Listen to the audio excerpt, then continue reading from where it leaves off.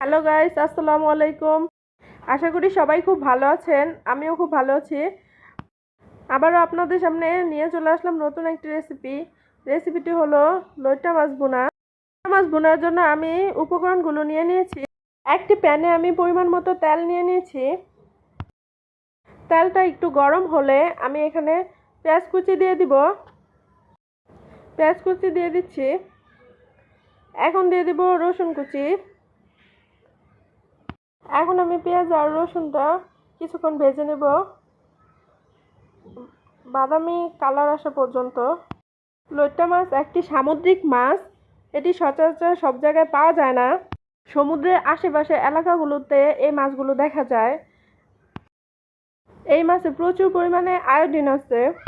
এই মাছটি খেলে আয়োডিনের ঘাটতি পূরণ হয়। আপনাদের হাতের কাছে যদি এই মাছটি থেকে থাকে তাহলে আমি যেভাবে রান্না করছি এভাবে রান্না করে খেতে পারেন, খুবই ভালো লাগবে। আমার পেঁয়াজটি ভাজা হয়ে গিয়েছে। এখন আমি অল্প পরিমাণে পানি দিয়ে দিয়েছি। পর্যায়ক্রমে মশলাগুলো দিয়ে দিব।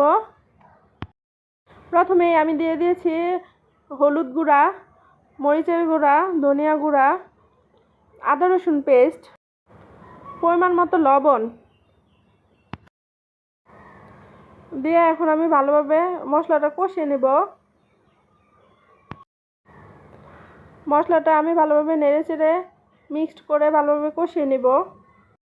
আমার ভিডিওটি যদি আপনাদের ভালো লাগে প্লিজ আমার চ্যানেলটাকে সাবস্ক্রাইব করে দিবেন, বেল আইকনটি অন করে দিবেন। এতে করে আমার নতুন নতুন ভিডিওগুলো সবার আগে আপনার মোবাইলে পৌঁছে যাবে।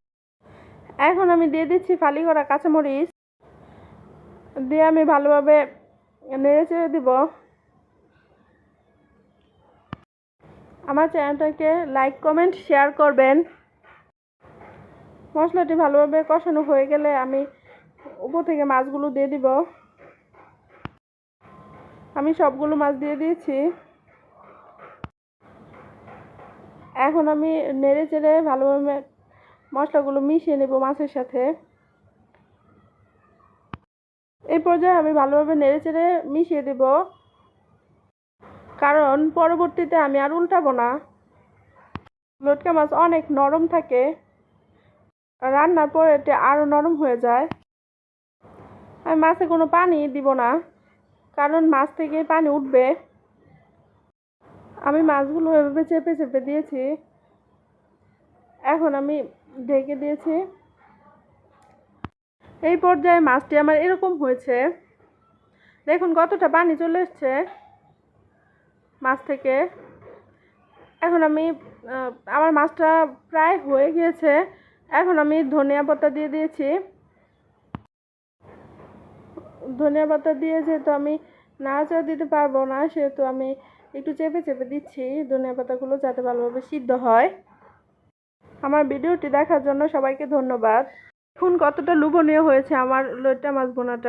ধন্যবাদ সবাইকে। আবারও আমি আপনাদের সামনে নতুন কোনো ভিডিও নিয়ে চলে আসব।